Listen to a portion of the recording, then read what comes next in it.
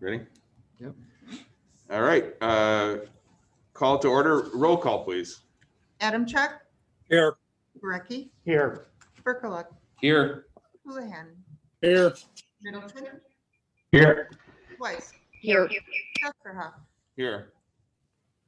All right. We're in order. Just please stand for the pledge. Pledge allegiance To the flag of the United States of America. To the republic for which it stands, one nation, under God, indivisible, with liberty and justice for all. All right. Are there any agenda items that need to be added? Okay, hearing No. none. Recognitions and celebrations. Dr. Arnold. Yeah, so we have some students, and I'd ask any of our students who are on the video, on the Zoom, please raise your hand so we can elevate you to a panelist.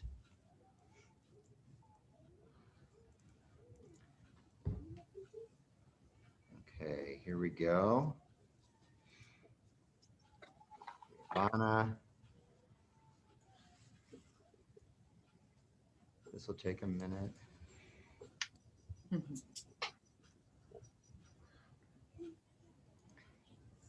And for the students that were making a panelist, if you could have your video on, it's not required, but we'd love to see your face when we give you some recognition and hear your voice. So if you can do it, please do. Okay, I have one more. I think I have everybody. Okay, so the first recognition we have this evening, we had a number of students who, even in spite of COVID, and they're joining us through Zoom tonight, from Oak Prairie, we have band and choir represented tonight who participated in the Illinois Grade School Music Association Fall Solo and Ensemble Contest. It was held in November, and we wanted to be sure to recognize these students for their fantastic efforts keeping up with their musicianship throughout the pandemic. And we have, if you want to kind of give a wave when I say your name, Ian Allen for Division III rating vocal solo. Ian, you want to give a wave? He did? Yeah, Okay. he And Ivana Gonzalez, I believe Ivana was last year as well, junior jazz band, alto sax. All right. And Livia Hollingsworth for Division II rating vocal solo. Okay, little clap, there you go. Let's see.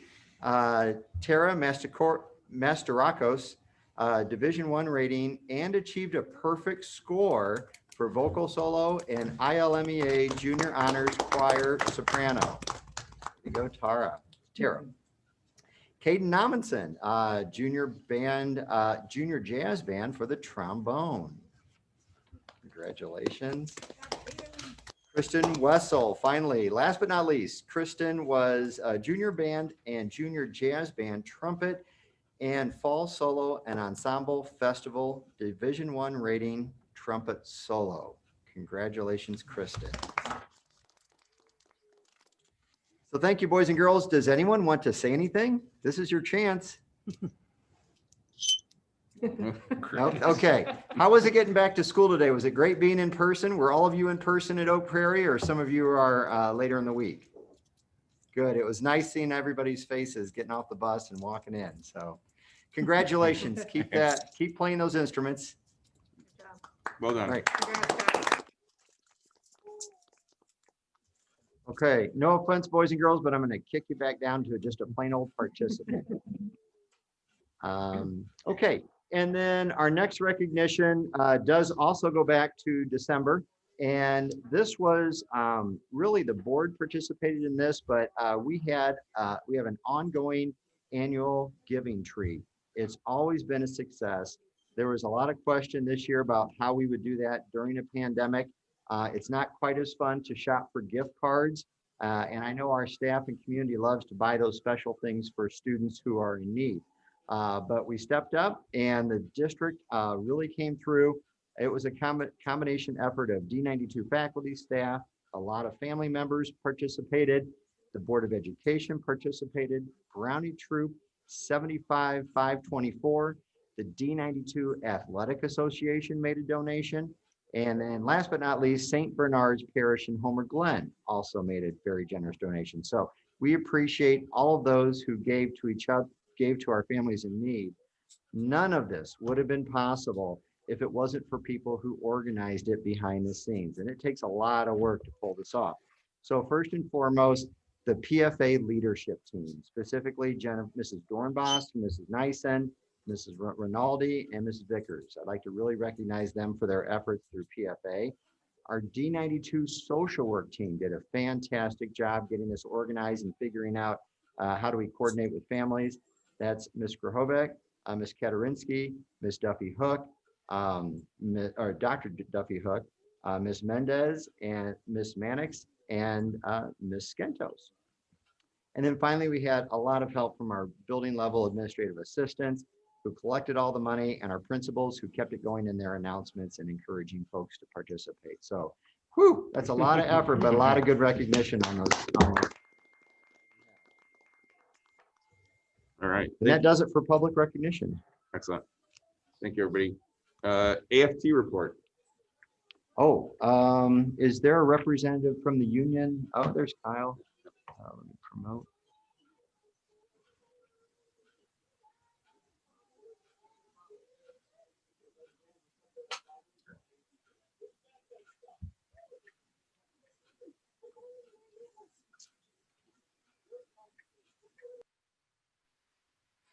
Come on, come on. Okay, Kyle, we can hear you. In the video. There we go. There you go. Oh, look at that. Very slow. Look at that. That's Good awesome. background. Nice Very background. nice. You always have great backgrounds. We got to try once in a while. I just have a statement I wrote just to go over to make sure I don't miss anything. But thank you for, again, letting us do this. Since the start of the COVID pandemic, I just want to let everybody know that the administration, Dr. Arnold and all the team, and the union professionals have been communicating nonstop.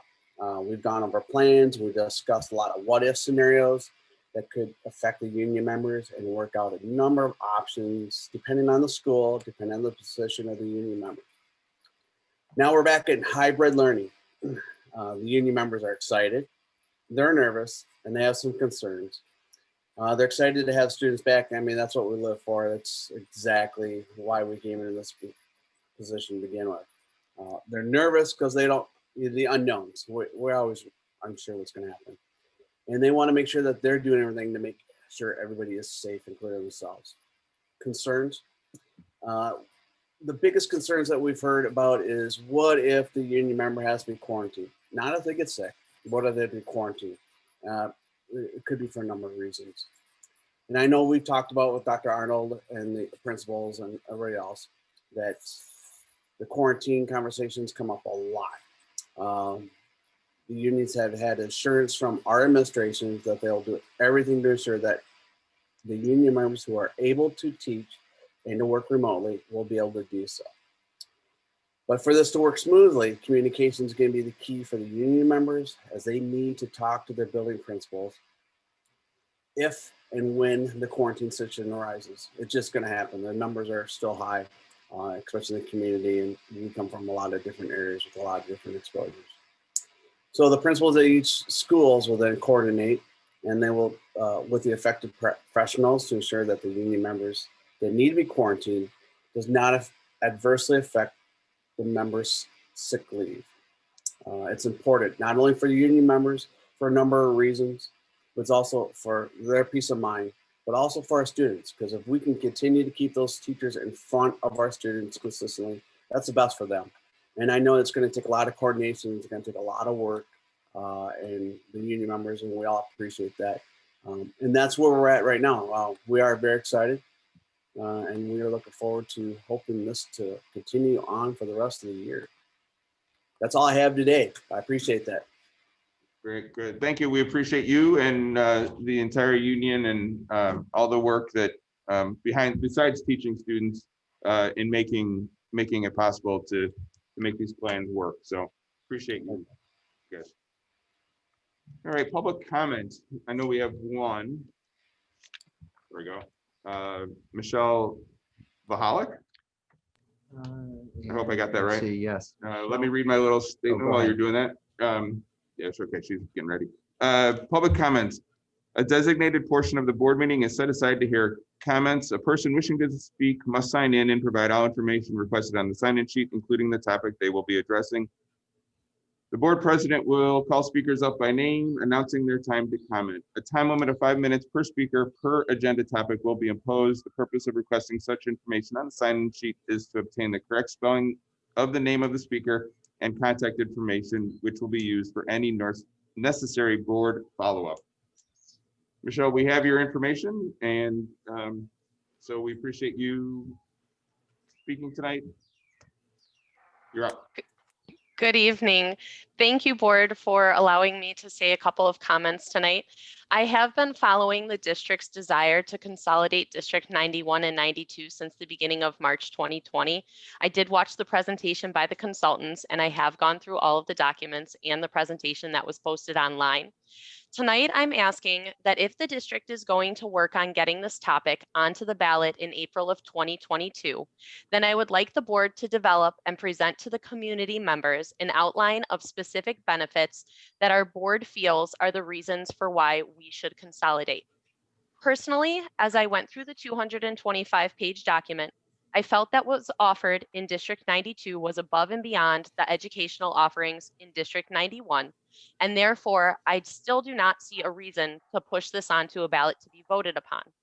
For example, there are multiple specific financial benefits and drawbacks that were presented by the consultants, and one of those benefits would be the money that we could receive from the state.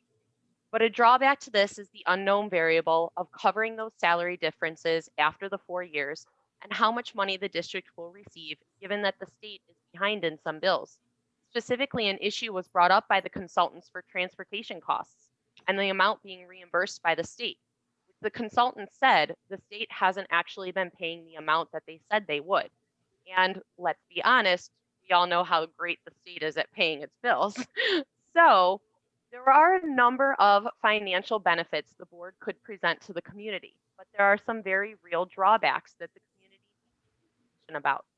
Given the drawbacks that I'm seeing with this benefit, I ask that the board communicate to the public why they feel that the positives outweigh the negatives to consider consolidation. I also noticed that District 91 offers enrichment and accelerated courses at the junior high level, just as District 92 does. And there have been discussions about what our honors courses are going to be in our district in the future. I think that the community members in both districts would want some solid answers about the way programs might change should consolidation occur. After going through the information provided, I can see that there are some slight financial benefits to both districts, as well as some ways that we can use our resources more efficiently. However, I did move into District 92 because I wanted District 92 services, and I was willing to pay more money for those services.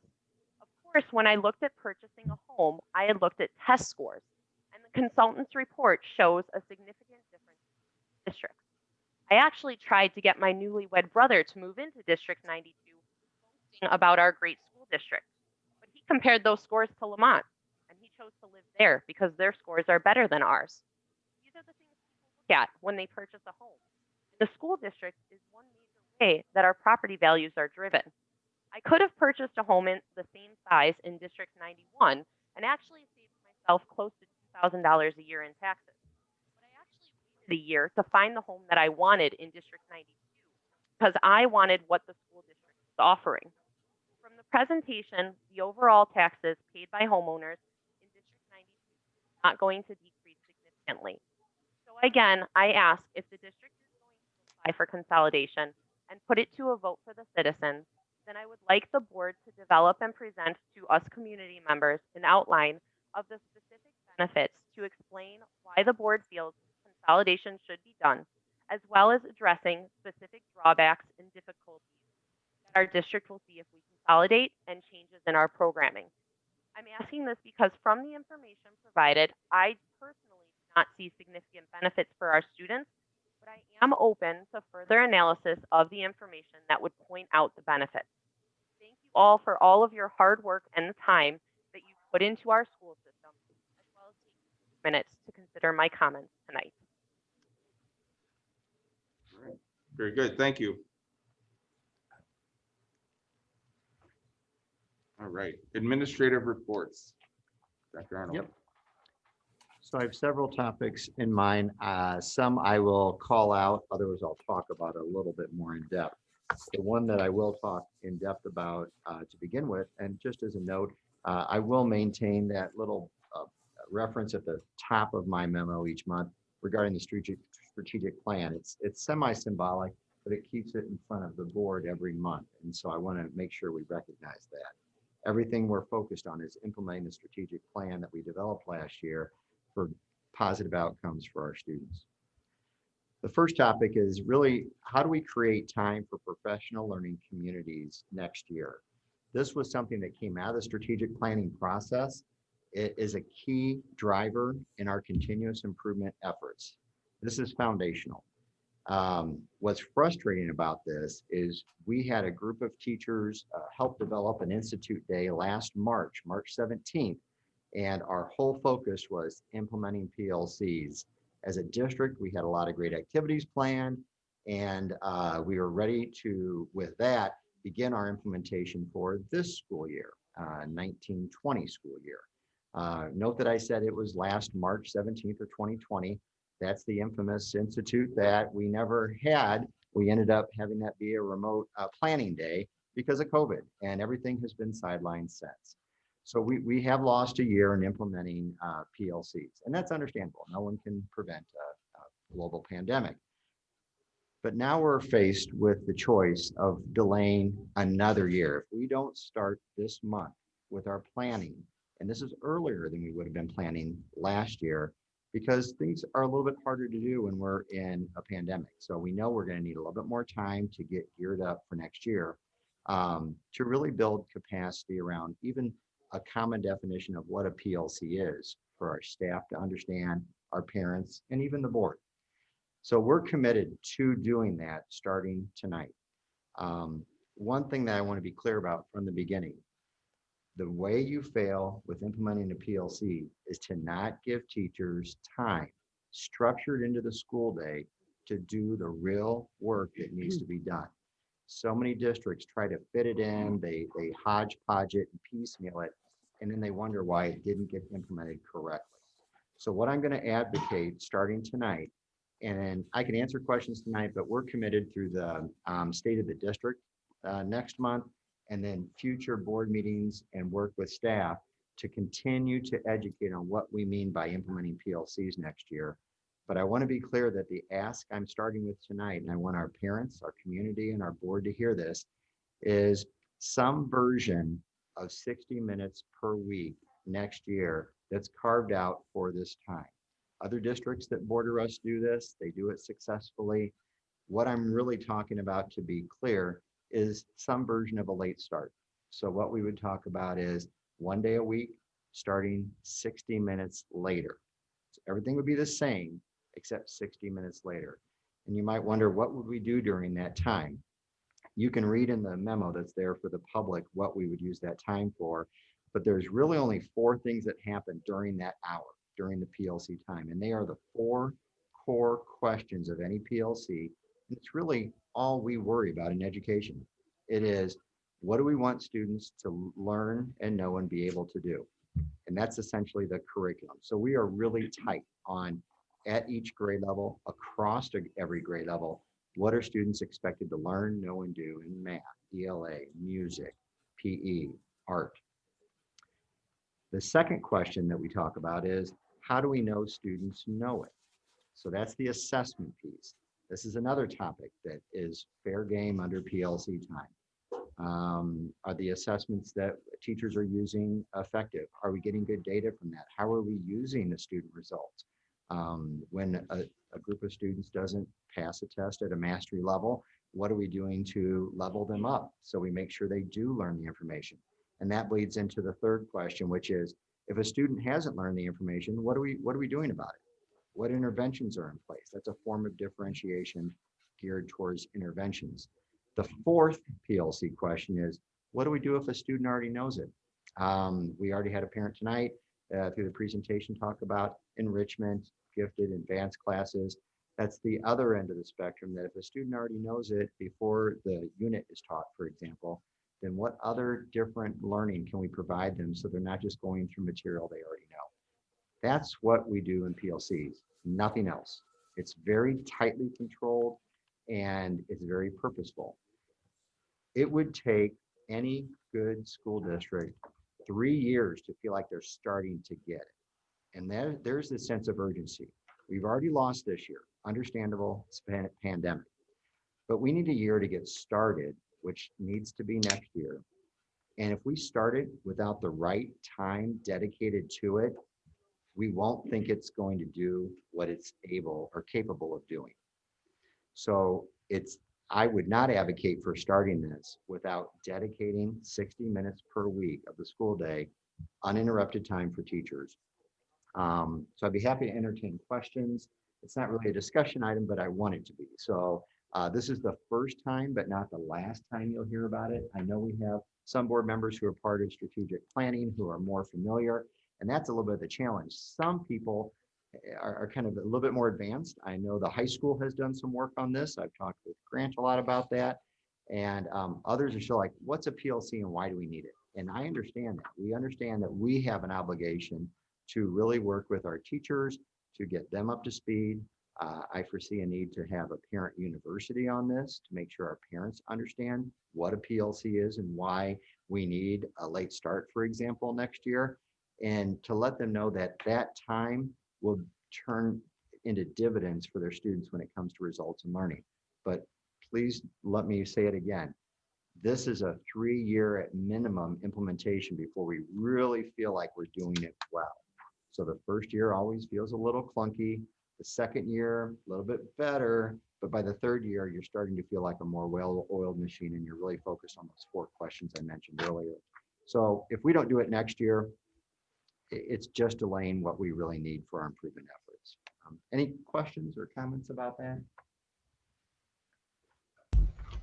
Hey, Tim, maybe 2 questions. I don't know if anybody else has it, but the one, so if we delay a start by 60 minutes, do we delay the dismissal by 60? Is it just the day just pushed, or do we lose 60 minutes of instruction that day? Yeah, well, I wouldn't say you lose it because here's where you gain it.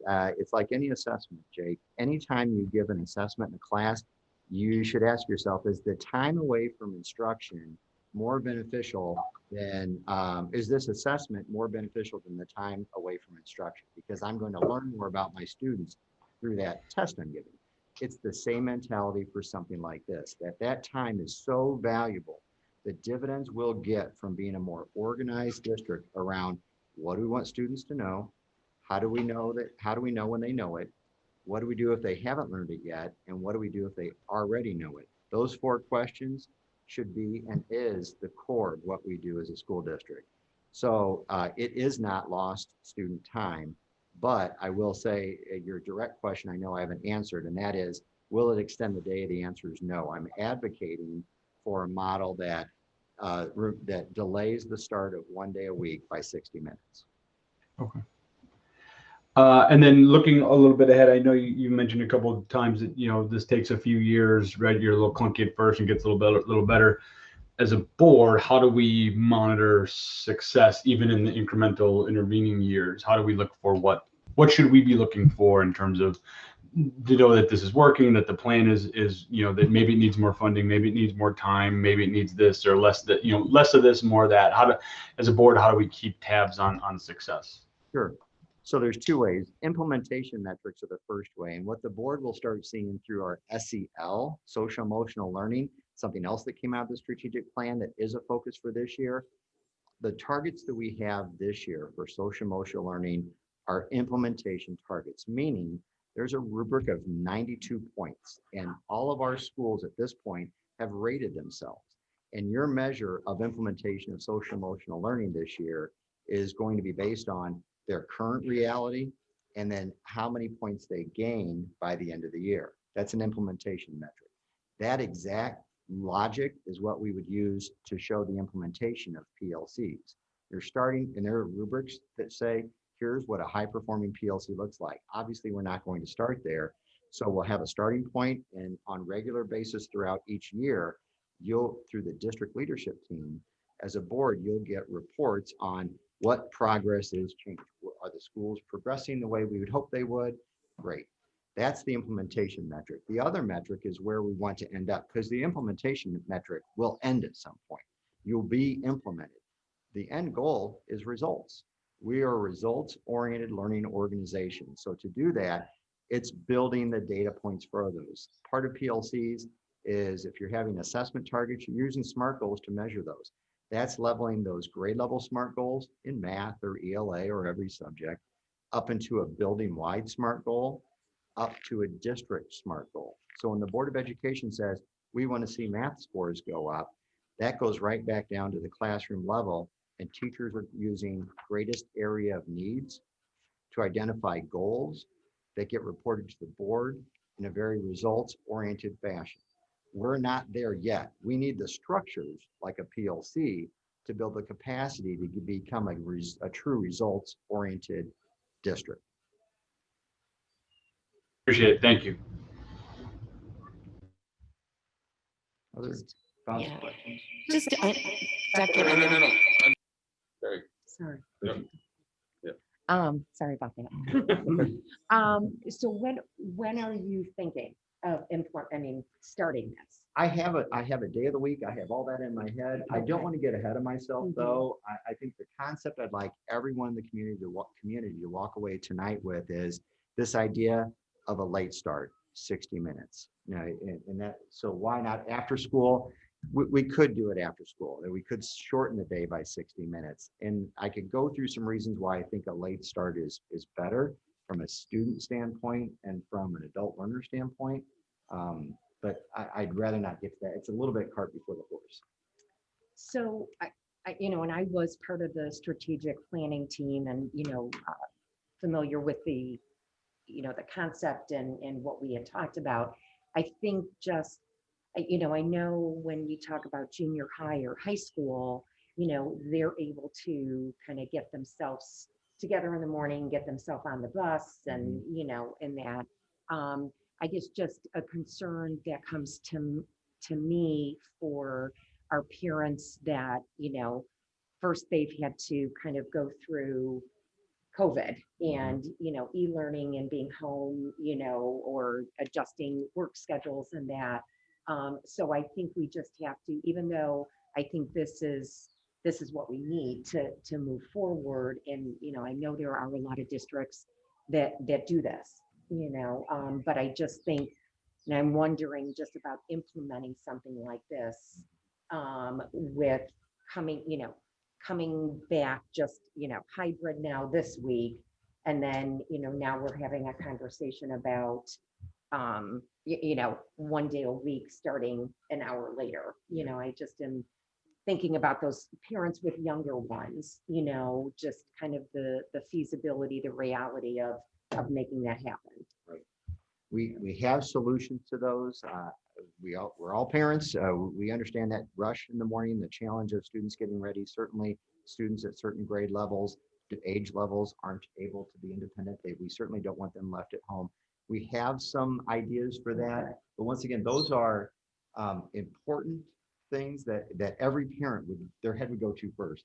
I'd rather in a future meeting kind of address some potential solutions and then kind of put them aside and talk more about why do we need to or want to do it in the first place. Awesome. Okay. Thank you. That's why I don't want to give a day of the week or Right. anything like that, because all of a sudden it becomes a debate about which day of the week is best. I want to make sure we have all of us on the same page that this is the right thing for our students and staff.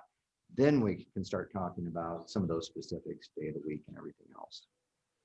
I would just say from someone who's been going through PLCs, it's really important that people outside of your educational staff understand why it's so important. I think oftentimes teachers, get pegged into, well, they have a planning period, they have this, they have that, they have time to do this. This is an opportunity to step away all at the same time with their colleagues that teach in like subjects or at like grade levels, and allows our teachers to work together to make sure that our kids are getting the same experience. They're getting the same class, whether they're in this kindergarten class A versus kindergarten class B. So it's really important to have that full understanding of what a PLC looks like. And I think once we're able to show that, it's really, it's essential for our teachers to be able to really be on the same page. Yeah, I think that understanding the why, Grant, is critical. And so that's on me. That's on us to make sure that we really take our time to do that part right. Like I said, we were going to start that process last March 17th. And so starting it now in January, we have a larger group of teachers who are the PLC steering committee who have stepped up and said, yep, we'll help look at the implementation. We need to start with our staff. Our entire staff doesn't fully understand the why. That was what we were supposed to do last March 17th. So we're gonna have to find ways to get that done now. The next step after staff is obviously parents. The district leadership team is also getting back up and running. That's another part of this that will really help in the what next recommendation. Good questions. And once again, just because this is not a last, this is the first conversation, not the last. Other topics I want to highlight. I do want to remind everyone that we are looking and developing a state of the district presentation for next month. I want to talk about benchmark districts that we need to identify to help that presentation. That's later in the board discussion part of the meeting. I do have information about COVID vaccinations. I just want the board and community to know that we are in regular contact with other school districts, with the health department.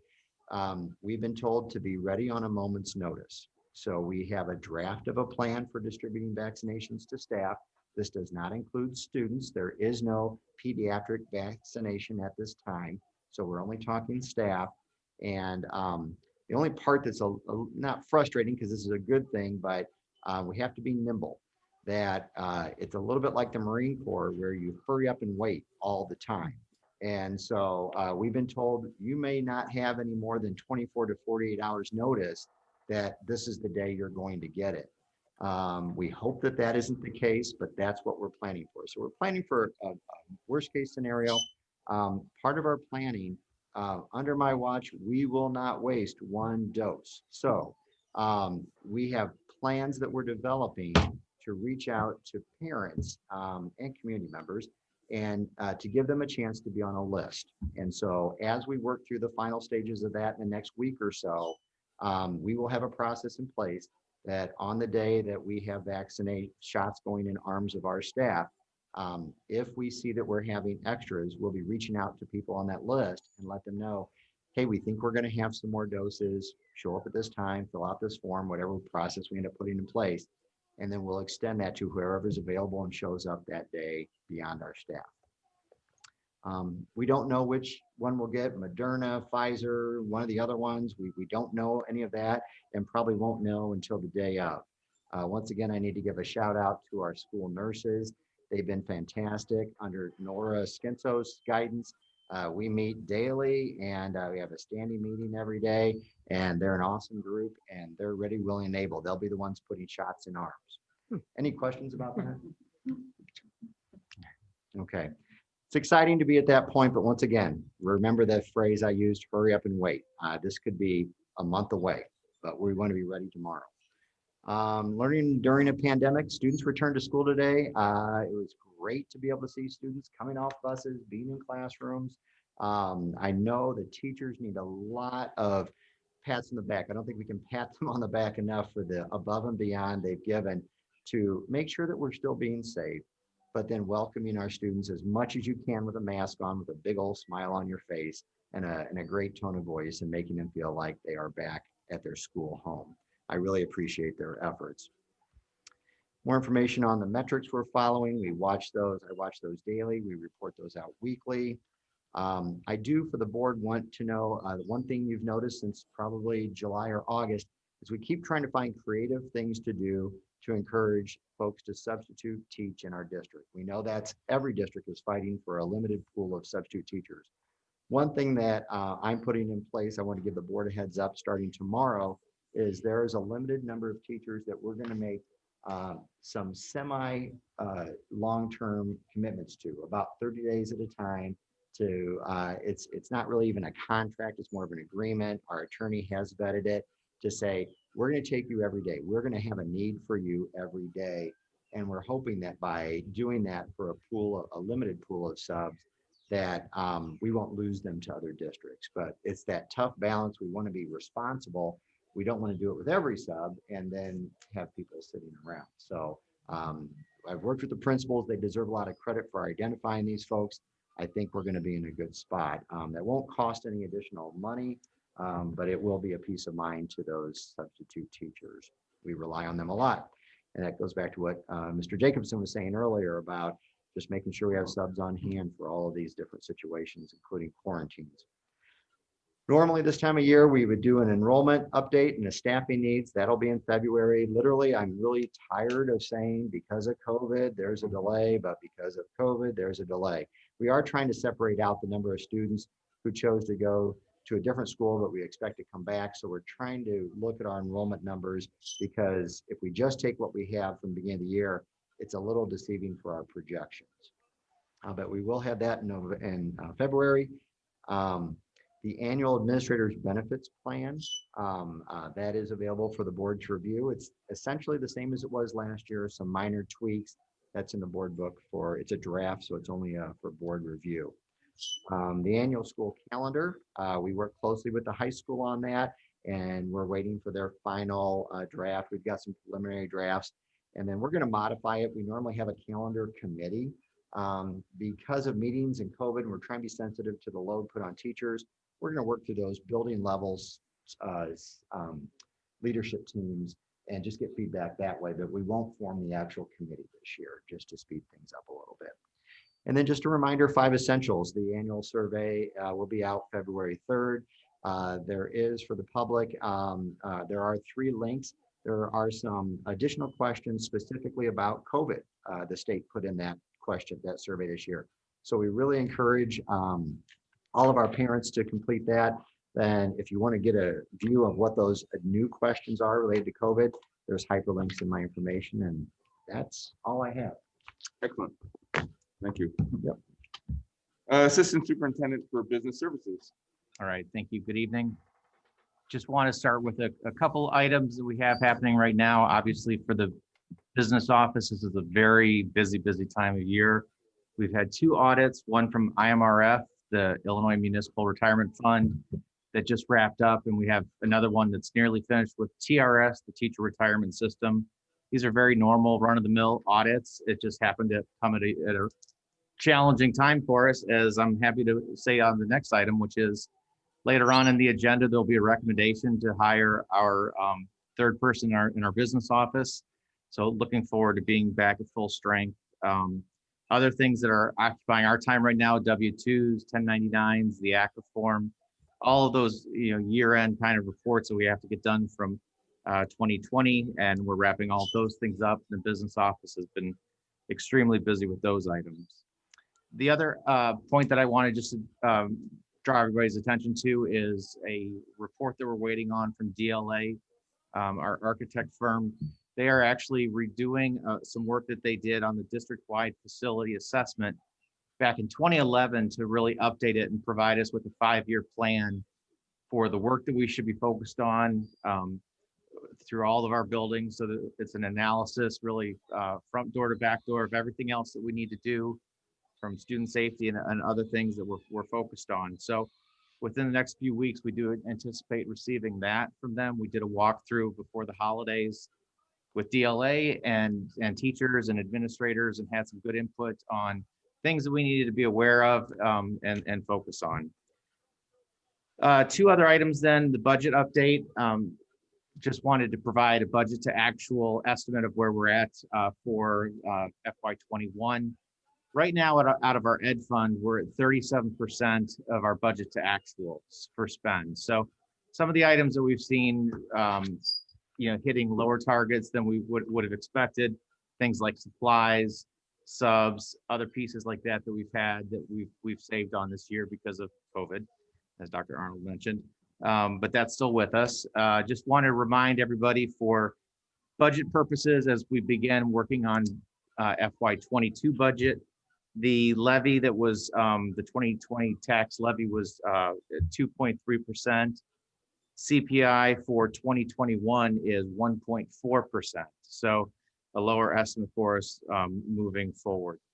And then lastly, it's not a discussion item, but did want to draw the board's attention to the request to make the school fees permanently not being placed on families moving forward. This year, it was a pause on school fees because of COVID and the other issues. We've looked at the budget impact, believe that we can handle that projection moving forward by just putting that into the budget and just assuming then that we're going to make that, the recommendation would be that we no longer ask for school fees from parents. So there'll be obviously an action item in the next board meeting, but that's something that we're looking at doing. Happy to answer any questions. No, it's not really a discussion, but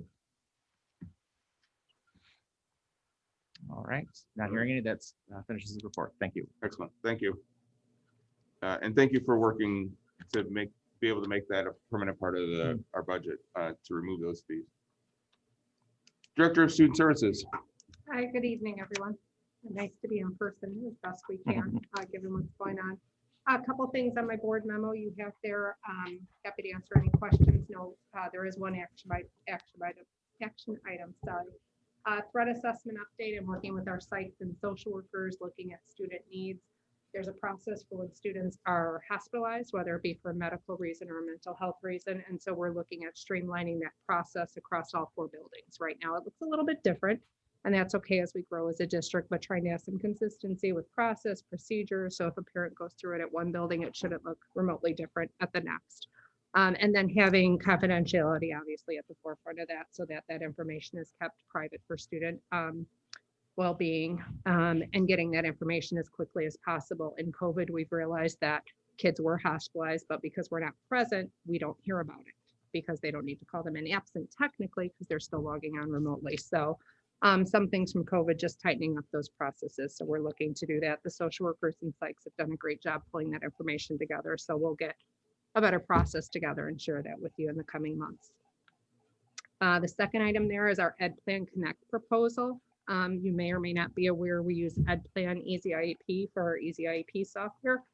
It's a great program. It has everything encompassed in it. Another result of COVID a little bit is that typically when we meet with parents for our IEPs, we are in person.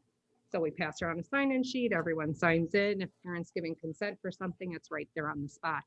Given COVID, everything's been going back and forth electronically, and it does kind of bog down the system a little bit. So they have an opportunity here called Ed Plan Connect, where a parent becomes a virtual member of the team, which they're obviously very critical in the process now, but the law changed about 18 months ago, where we have to send parents draft copies of everything ahead of time. And it does make the meeting way more meaningful because they have all the same information staff has to talk about how to plan for students. So with this process, they would have a login, a secure portal that they would log into. They would have access to all their students' documents, and they would just e-sign.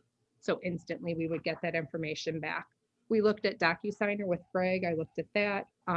Postage costs have gone up tremendously. If it gets lost in the mail, the amount of time getting it back and forth, and then we're making copies. So this saves on paper, it saves on postage. DocuSigner, you're paying per fee, where this is a set price for the year, and we can just move on with it.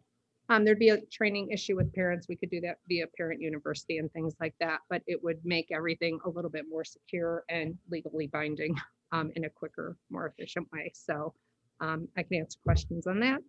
Then the next thing is our paraprofessionals PD that's been going on throughout the year. We did that in-person training in November, which was virtual, but we still got to meet with everybody, which was nice.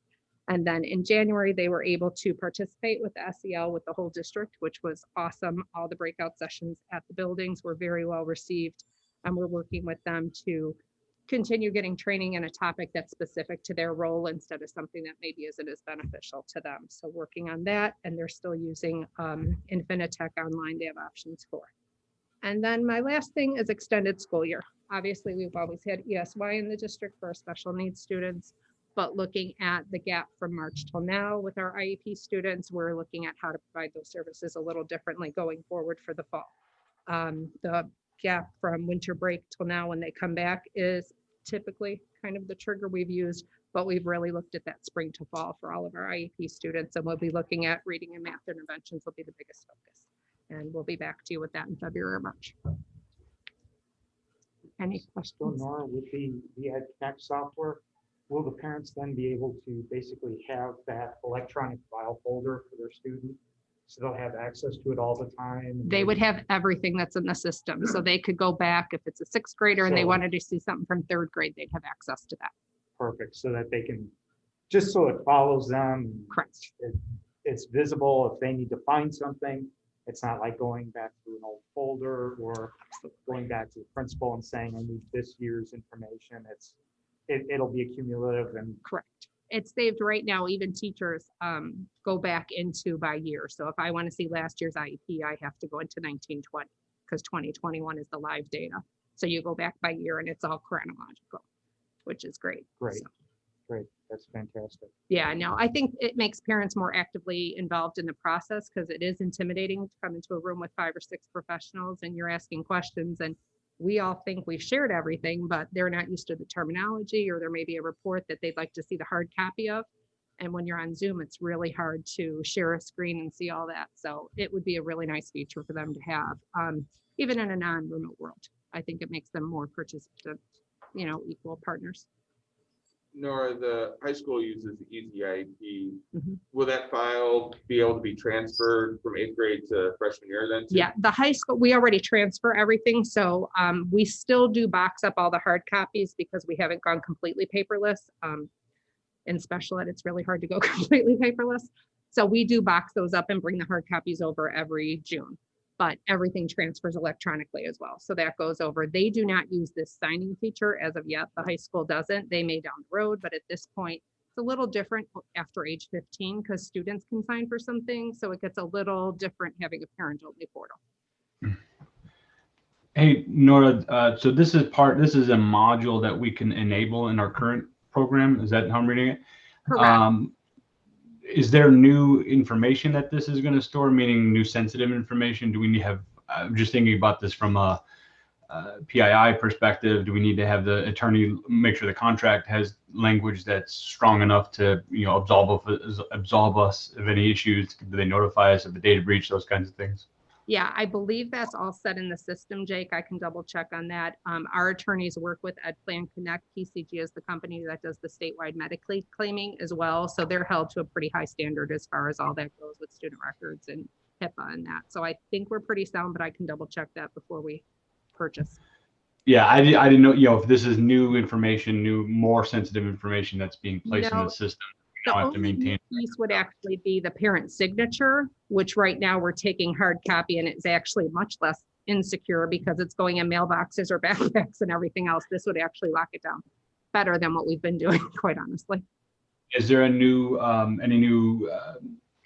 workload, so to speak, or resource requirements from Greg and his team to manage this module, or is it pretty seamless? No, it will be a little learning curve for the special ed case managers, myself and Elaine, but in looking at the time we're spending tracking paperwork down, I think it's actually a time saved over a time burden, truly. Excellent. Yeah. Thanks. All right. I mean, staff were pretty excited. They're like, that's something we could actually have. So I said, well, let's see what the cart before the horse. So thanks. Thank you. Director of Curriculum. Good evening. I have 3 items I'm going to share with you this evening. The first one is our Teacher Institute Day took place on January 4th, when we returned for the new year. And like Ms. Stenkos had mentioned, we had teachers, paraprofessionals, and teacher aides attend very well attended. Our focus was the social emotional learning. It goes back to our strategic plan, as Dr. Arnold had said. And we focused on our castle of 5 core competencies: self-awareness, self-management, social awareness, relationship skills, and responsible decision-making. And we had a SEL task force comprised of teachers and administrators, and they really put the day together as a unit. And it was very, very well done.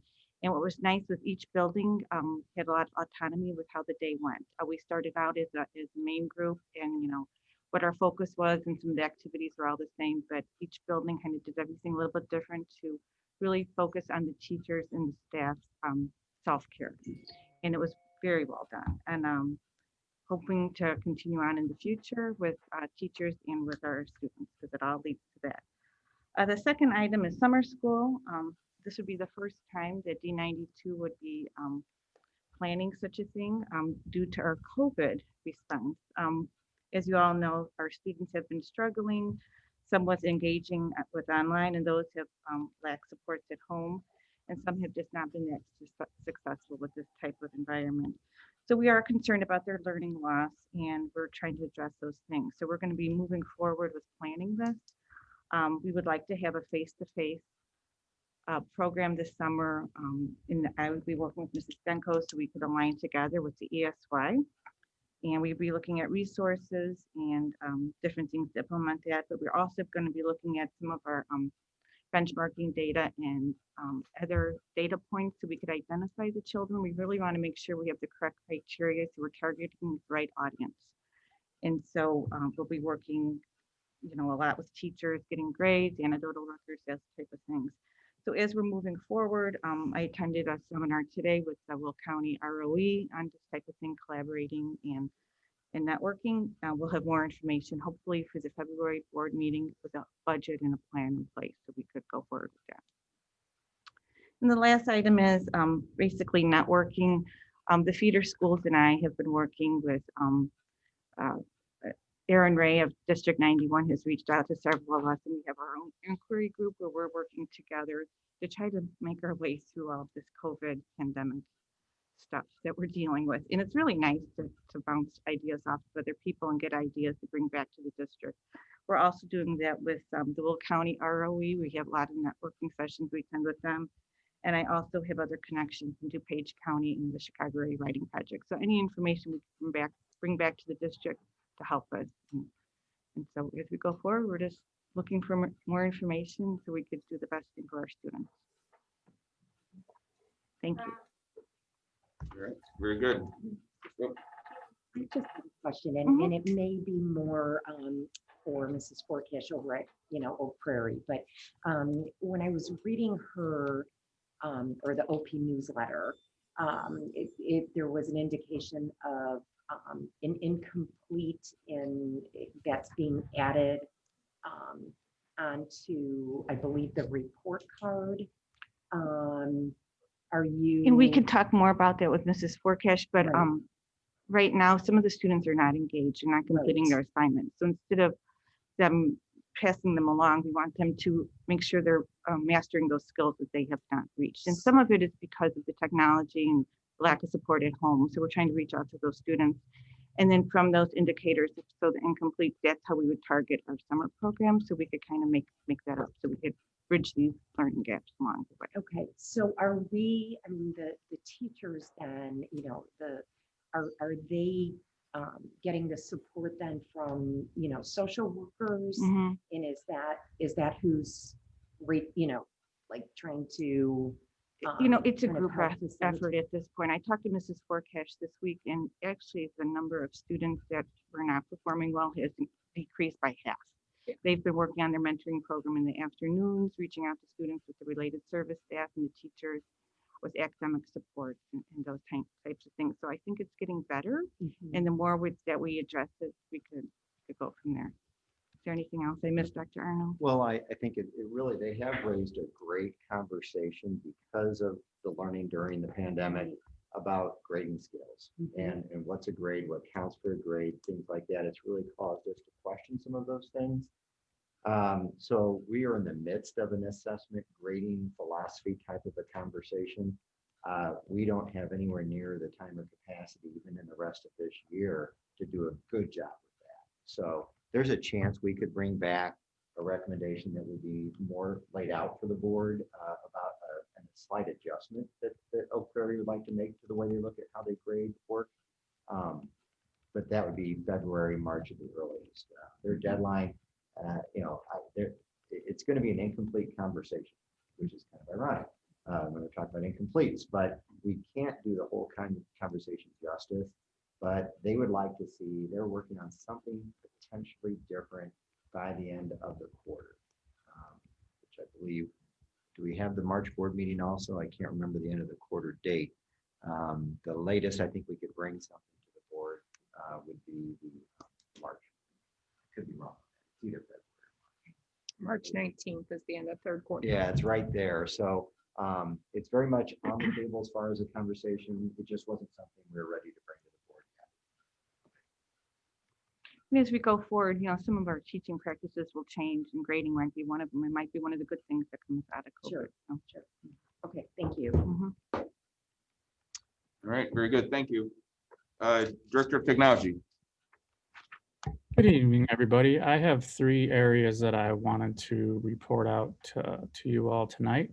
The first being the Technology Task Force. We've continued our work and we issued a survey to all certified staff on December 10th.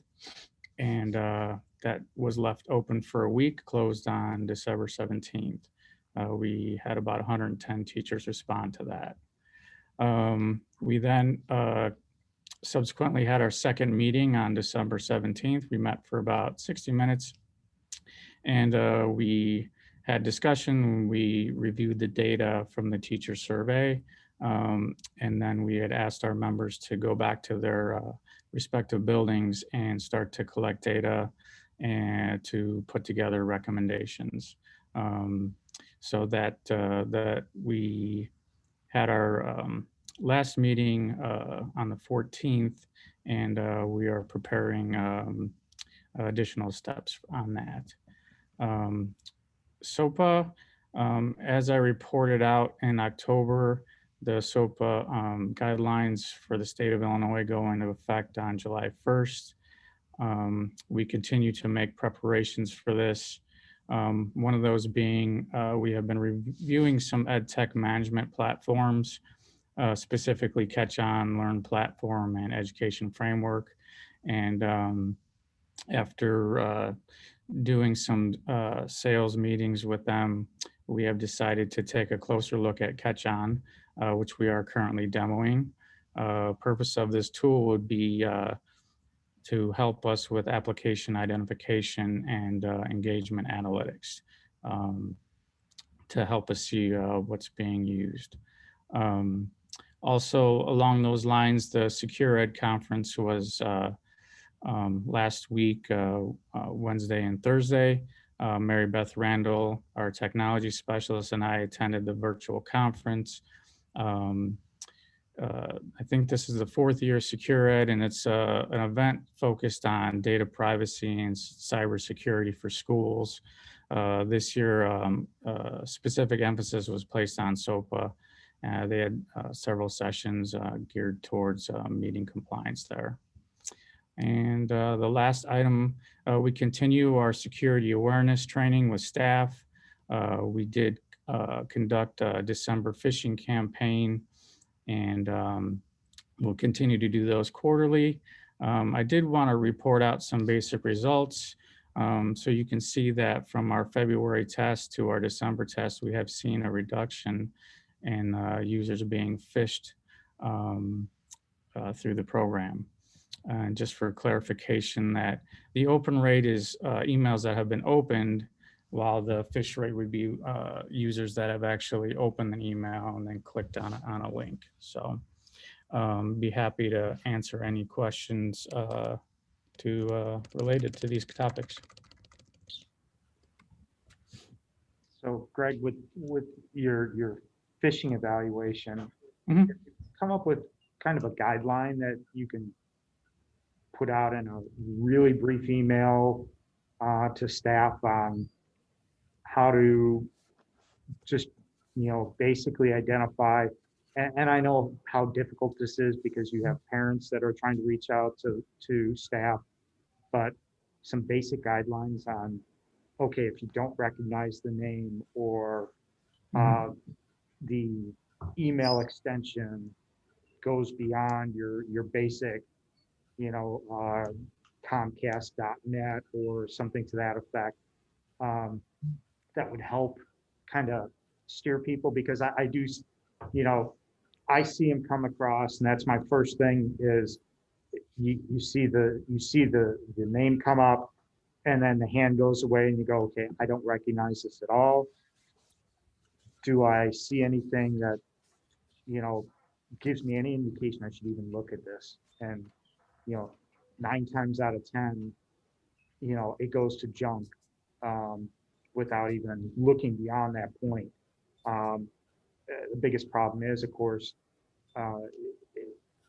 in a work environment, you're dealing with a lot of unknowns. And so is there a way that the staff can be kind of given some pointers, or is it just repetition really? So we can absolutely look into doing that, Jim. The system that we're using, InfoSec, actually has a few layers to it.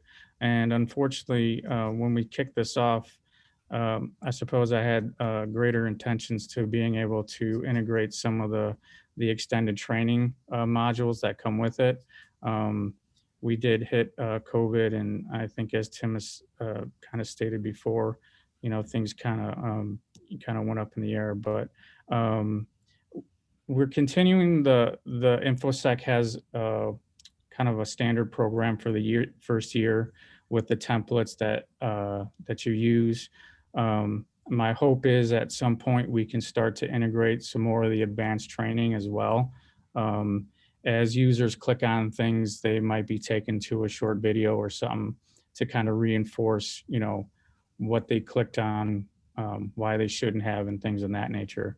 But definitely in the interim, we can certainly look at putting together some materials to kind of aid that.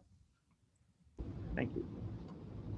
Hey, Greg, just another kind of a quick thing, and I'll share what we do. I won't share what we do when people click too many times, because we certainly don't want to get caught on that road. But when for inbound email, so email that comes from outside the organization, we automatically label it with an external label and add a pretty bold note on there that says, hey, be careful of links. If you don't trust it, it's that constant reminder. People get used to seeing that it came from the outside, and it shouldn't be trustworthy. Even if it came from a parent, it's not that we don't trust parents, we just try not to trust anything that came from the outside. So these are options too that kind of help reinforce these things on a daily basis.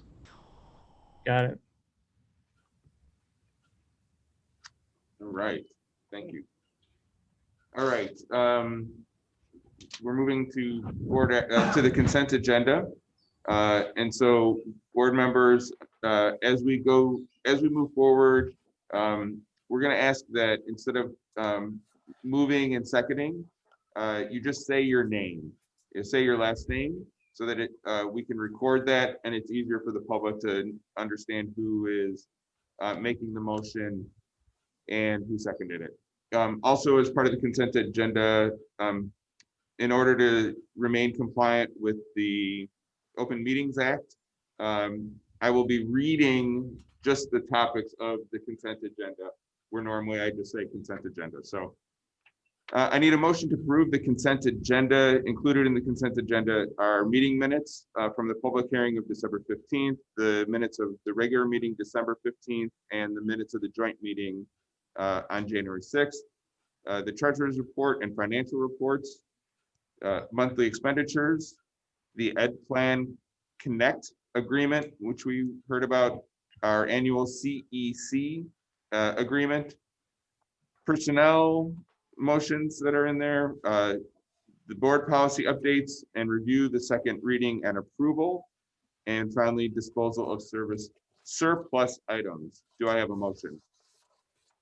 Purple. All right. Any questions or comments on any of these items?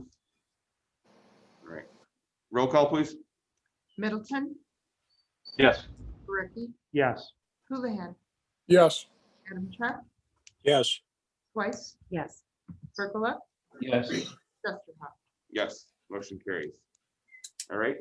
Unusually, we do not have any individual board action items tonight. So we will move on to board discussion items. The first one is board policy and review, first reading of the current set of policies. Once again, it's a self-explanatory memo. I'd be happy to answer any questions from the board about it. Okay. All right. We need to begin to talk about comparisons and benchmark school districts as we move forward. And Dr. Arnold has some suggestions on how we might select specific school districts to compare ourselves to. Sure. And so depending on the topic, there's different times when we'll want to know how we're doing in relation to other school districts.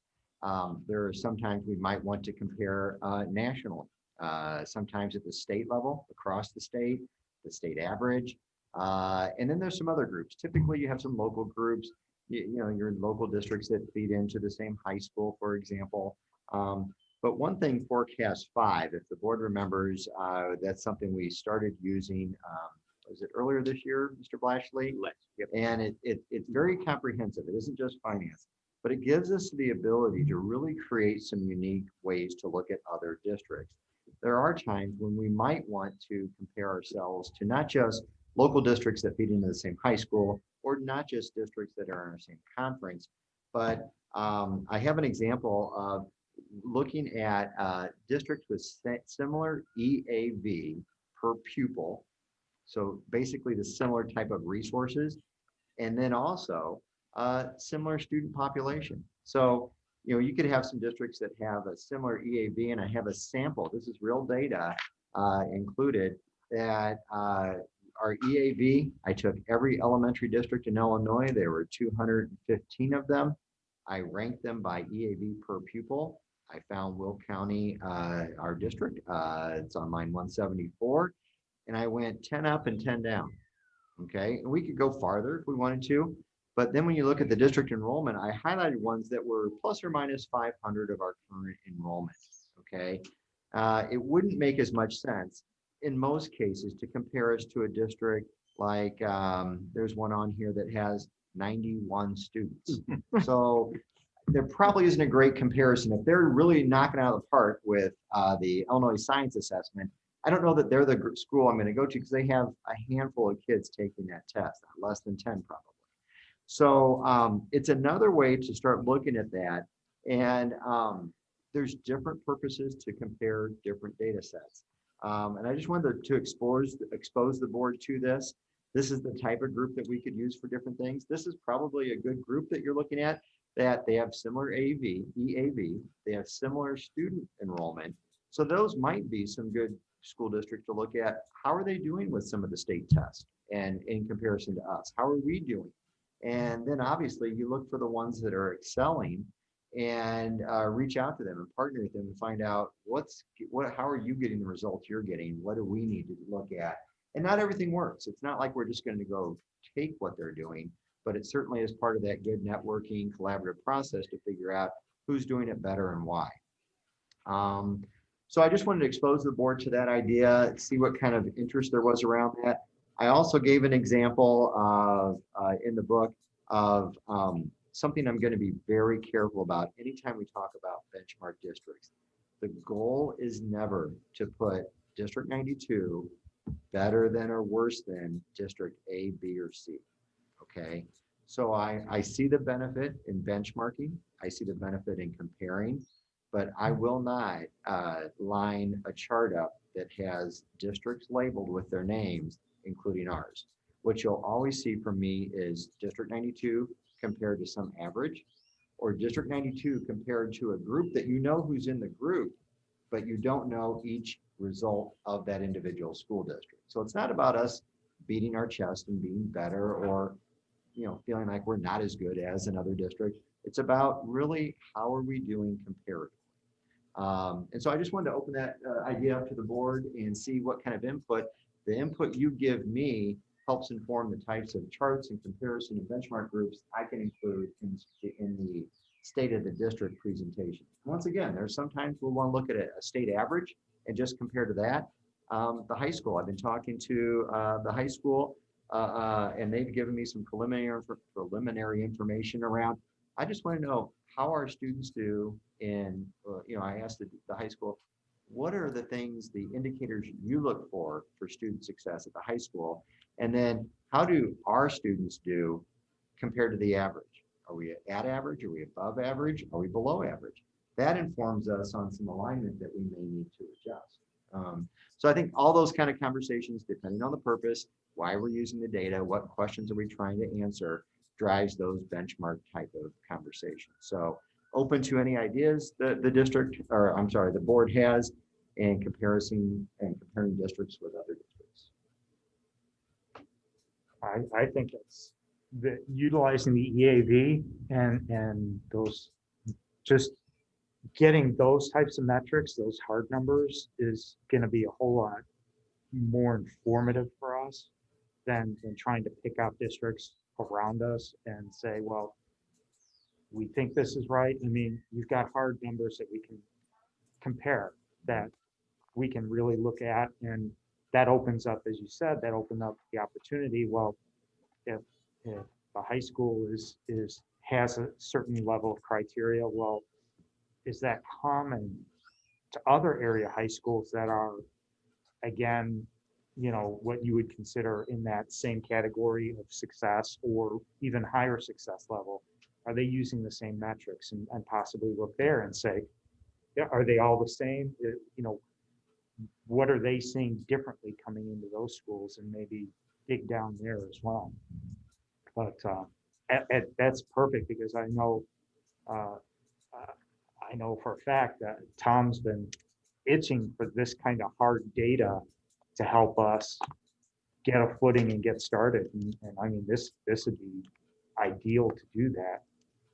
Yeah, I think you nailed it there, Jim. It's really, this is the kind of work that I know takes time. I can remember a board meeting probably about last January or February when we were wanting results. And I said, it takes time to build all of this to get what we want to get. And this is a part of it, just having that conversation at the board level about how do we want to compare? How do we get apples to apples when we're talking about comparisons? So we get meaningful data as a result, not just, I think this district is doing good, so we want to be like them, because there's so many factors that go into success. So.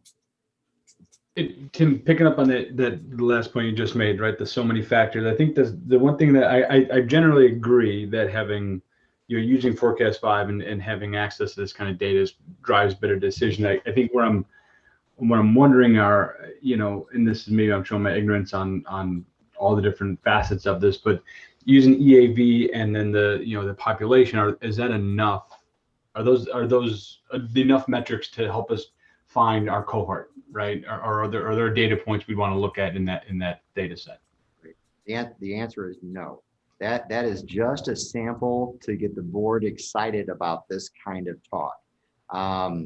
The other piece. Go ahead, Jake. No, mission complete. I'm excited about it. I want to make sure we weren't making a decision on those two data points, and that's it. I'll tell you how I used it in one district. I used this exact process. We thought we did really well, and we patted ourselves on the back a lot, and we did good things for students. But we thought our standardized test scores were probably a little bit more than they really were. But the myth was we were really doing a great job. And so I took this kind of data and I showed the demographics of a district, not ours. And I said, if a district had this many of this type of student and this many free and engaged, a lot more than we had. And I went down the list. Do you think we would do better or worse on standardized tests? Hands down, our teachers all said, oh, yeah, we would do better than them. Of course we do better. I showed them the real numbers. They were outperforming us, and in some areas, they were at least tied and outperforming us. The point wasn't to humble anyone. It was about what are they doing with students who don't have the same advantages that our students have to get the results that are the same as or better than our students get. And I think it's that kind of questioning. It's not about better or worse. It's not about we're good and you're bad. It's about how do we keep improving. One of the best things, I didn't show an example, and maybe I should have, is a scatter plot. And you can get some powerful information by looking at a scattergram and then finding yourself on the scattergram and then finding that really high performing district that's just knocking it out of the park. I want to go talk to them. and find out what, even if they don't have anything in common with us, what is getting their results that we can start learning from. So I think just the whole conversation, I will bring it back to where I started the night, and that is, this is all the kind of dialogue that goes on in a professional learning community. And that's what we're trying to build, and we need the time next year to do it, to start doing it, I should say. So it is exciting stuff. It's all about results, right? But we've got to get organized to get those results. What other questions are there? Nothing, Tom? Okay. Conversation around the feasibility study presentation that we saw a couple weeks ago.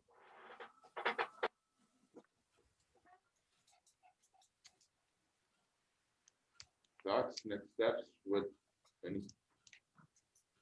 Well, I personally think the delay in just getting the information, really, G91 now has hired a new superintendent. So I think that anything that would be discussed at this point, you'd be looking at further down the road, because you're going to have to look at either a buyout or wait till the contract expires. Immediately, I can't disagree with the public comment that there were not that many benefits to D92. There's some questions that, when we were discussing the actual investment per student for 91 versus 92. One of the things that popped into my mind immediately was guaranteed those numbers are skewed because that population is going to want busing. The second that we start working together, because we are talking a major truck route that their kids cross. And so that busing question comes into play of how much more cost is that? That's not really built into this. So I think there's a lot more that needs to be really dug into the study. I thought that as far as the assessment of the buildings, granted, it was COVID, but I can imagine that you could just get in a car, drive around to the individual buildings, kind of get a good feel. Some of the numbers didn't seem really in line with what I would assess. I mean, again, I've been part of the building committee. We've talked about these costs. Our parking lots alone, are not just a simple resurfacing project.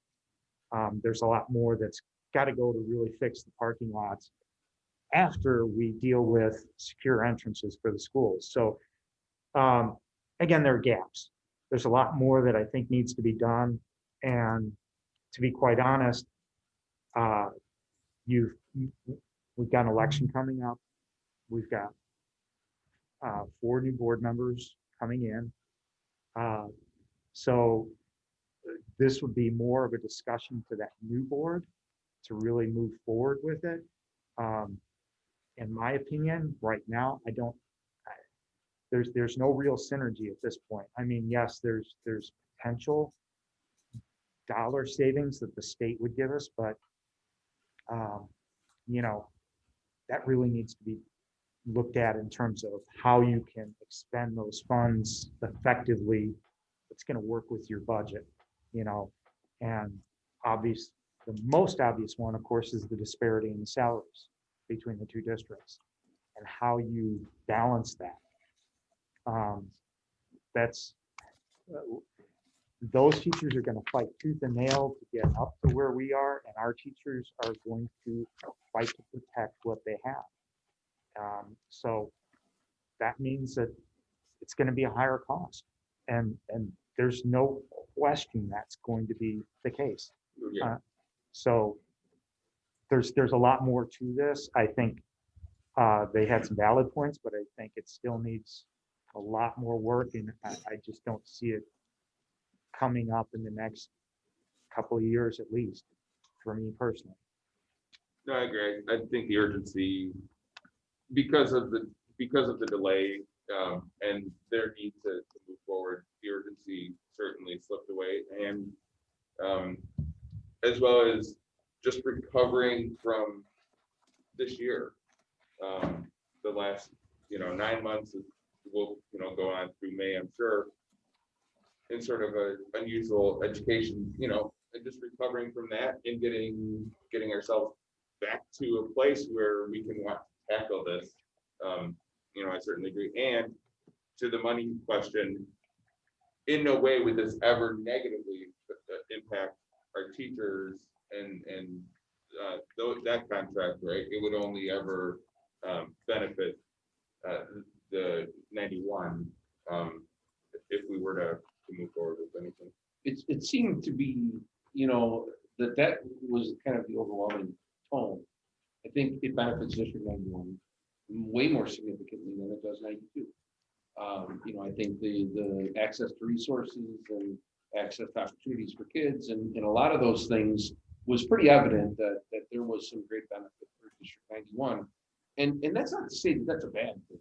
And when I look at our community, sometimes you have to step outside of what's only District 92 and we're making an investment into our greater community.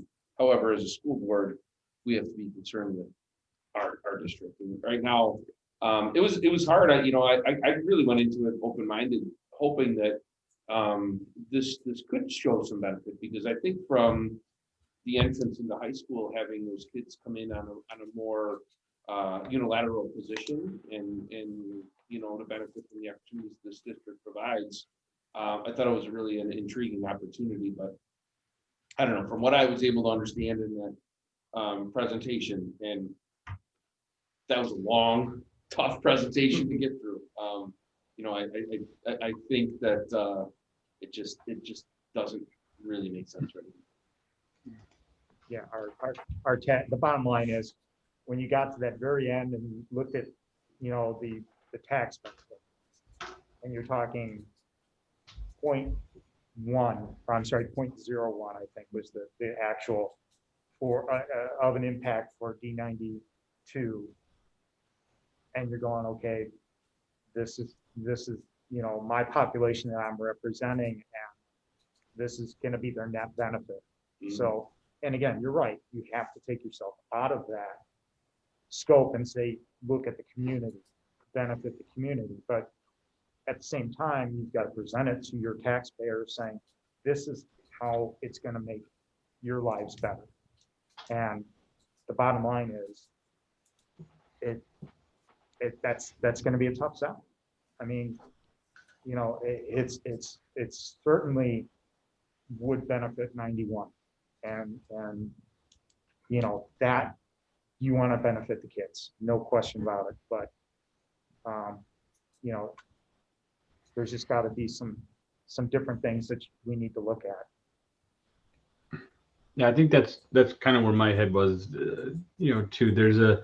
It seemed to be a net benefit to 91, but I didn't hear any detriment to 92. And again, if you look at overall, I live in Lockport, and I don't draw boundaries between 91 and 92 where I live, right? I want to see a net benefit to the whole city because they feed the high school and and so on and so forth. So that's, to me, I saw an overall benefit, even if it's only marginal on 92 side. I saw an overall benefit, but to everybody's point, there's a lot more details that need to be hammered out. And it's really, I mean, it's up to us to, if we wanted to even push it forward, but that doesn't mean we get over the hurdle of getting this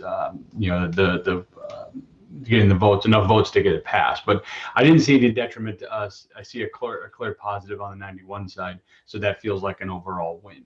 I didn't go into it seeing we need to come out well ahead in order to make this viable. I think each one of the points that have been made have been all good. But one of the things that I always go back to, I like looking at the Illinois scorecard, and even the consultants did the same thing when they looked at the amount spent on educating a child in each of the districts. And there's a $5,000 difference between 91 and 92.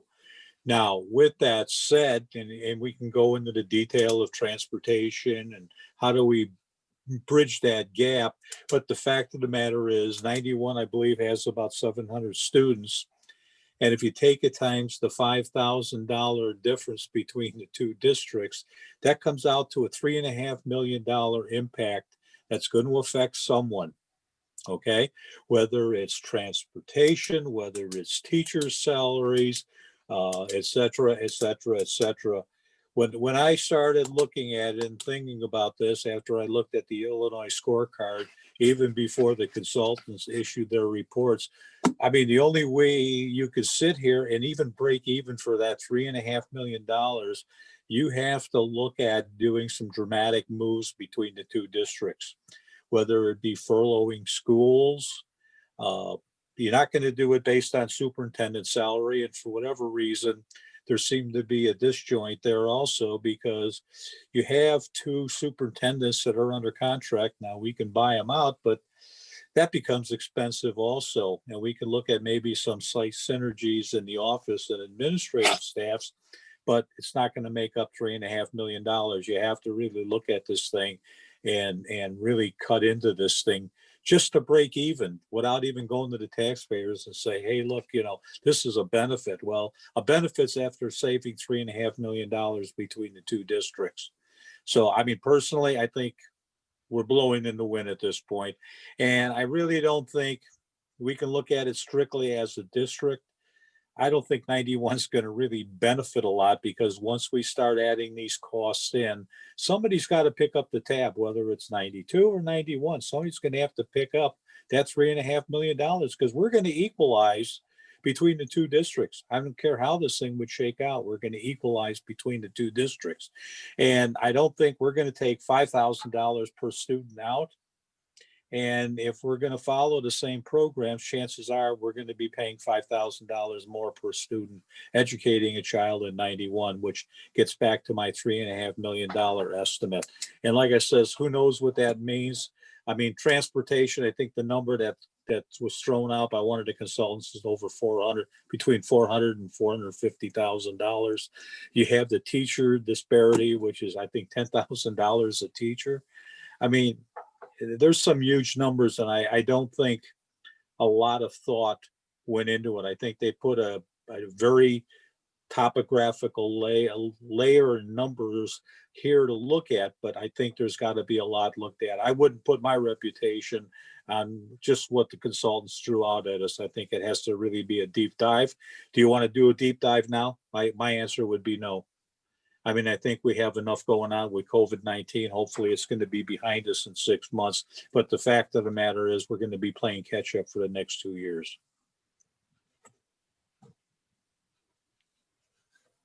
All right. Very good. There's no old business. Any new business? Information items. Dr. Arnold, can you look at this? These are the two reasons we're going into closed session. Right? Yeah. Am I missing one?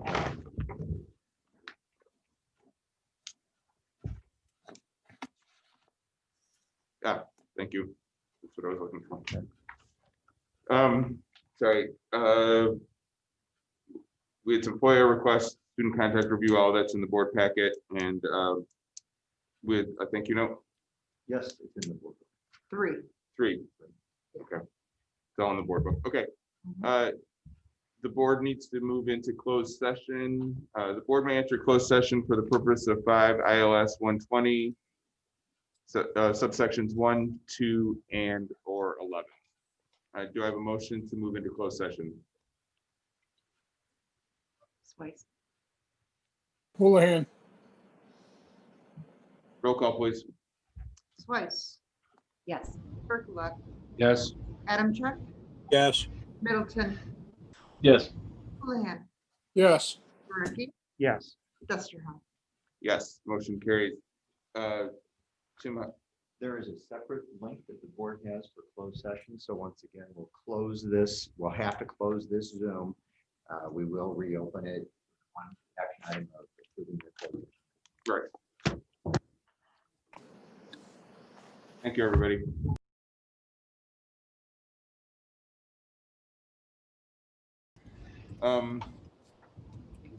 I need a motion to approve the closed session minutes as read in closed session. Middleton. Twice. Roll call? Adam Check, Yes. Westerhoff, Yes. Gurecki, yes. Houlihan is not present. Middleton, Yes. Twice, Yes. Berkeley. Yes. Motion carries. I need a motion to adjourn the meeting. Percola. Twice. Middleton. Doreen beat you to it. All those in favor signify by saying aye. Aye. Aye. We are out of the meeting. Thanks, everybody. Good night, everyone. Happy New Year, everyone.